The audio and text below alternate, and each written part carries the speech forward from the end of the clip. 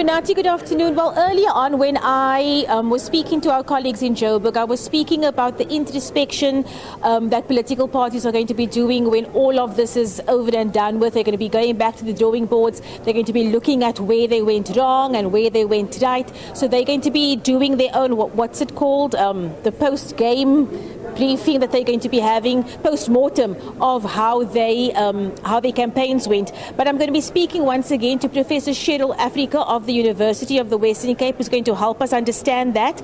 Prof, thanks again for speaking to us. From what you saw in the Western Cape over the last few months and weeks, what did you think of how parties conducted themselves during their campaigns? I think parties did the best that they could in terms of the campaign. There's many aspects to an election campaign. It's not just about the messaging.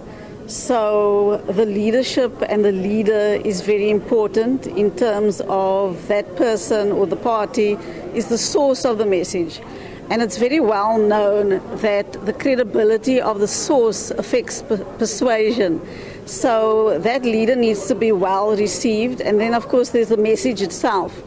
The message needs to resonate with voters. It needs to be a coherent, a good quality message. And then there's visibility also, because you can have a well-received leader or well-received party. You can have a good quality campaign message.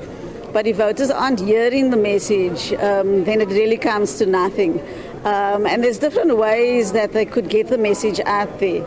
You know, in South Africa, there's a combination of what we call old campaigning and new campaigning. So your old campaigning would be, for example, your rallies, your door-to-door, your posters, etc. New campaigning would be your social media, your digital media, and sometimes the two work together. So you'd have maybe a rally, and then there's really nice images that comes out of that rally, which can then be posted on social media. But when you talk about introspection and doing the self-evaluation, remember it's not only the campaign, because voters are looking at what parties are doing and what leaders are doing well before the campaign starts. They're considering what happens between the campaign, and they are not only wanting to see the party during election time.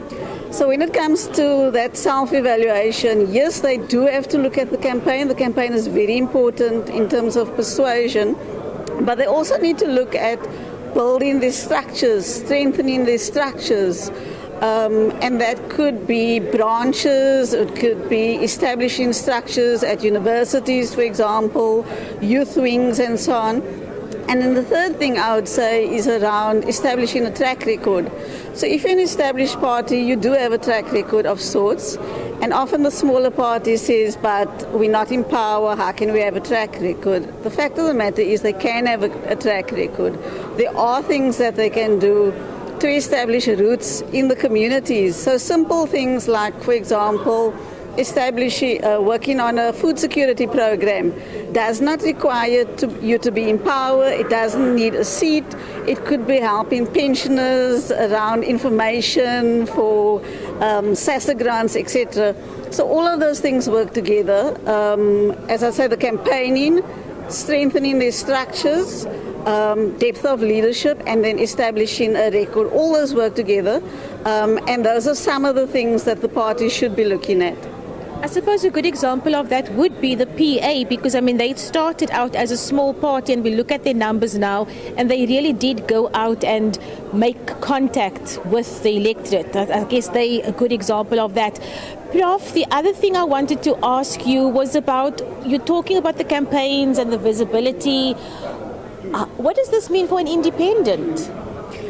So for an independent, it's far more challenging because the independent is not going to have the structures that a political party has. They might not have the same kind of resources as well. And what it means is that they really need to be very innovative. So if they have, let's say it's a small event, they need to fully leverage social media as well as digital resources. So your independents, they do face a challenge, but there are innovative means that they can use to campaign as well. Thank you very much for your time once again, Professor Cheryl Africa, again just helping us understand the depth of exactly what we are seeing on the ground right now. But of course, Sunati, we're going to be catching up with you a little bit later.